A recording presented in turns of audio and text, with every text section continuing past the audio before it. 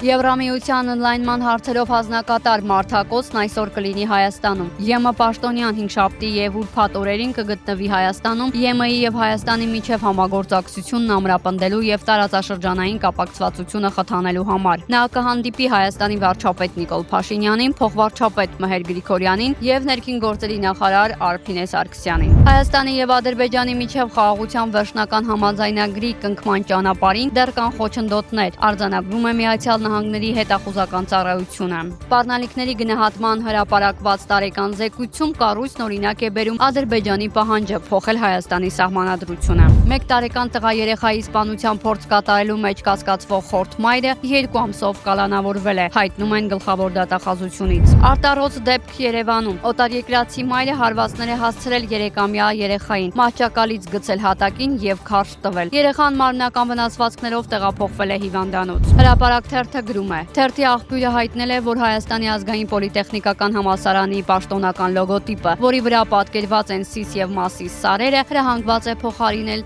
այլ լոգոտիպով, որտեղ Արարատ լեռան փոխարեն այլ պատկեր կլինի։ Ադրբեջանով եւս 7 վագոն ցորեն կուղարկվի Հայաստան, փոխանցում է ԱՊԱ-ն։ Նշվում է, որ ցորենի քաշը 488 տոննա է։ Թեհրանում տեղի է ունեցել ազգային անվտանգության գերագույն խորհրդի քարտուղար Ալի Լարիջանի հուղարկավորման արարողությունը։ ԱՄՆ տեղյակ չի եղել հարավային Պարս հանքավայրին Իսրայելի հարվածի նախապատրաստությունից, գրել է ԱՄՆ նախագահ Դոնալդ Թրամփը։ Իսրայելի ռազմաօդային ուժերը գիշերվա ընթացքում 3-րդ հարվածն են հասցրել Իրանի հարավում գտնվող Շիրազ քաղաքի էլեկտրական արդյունաբերության օբյեկտներին։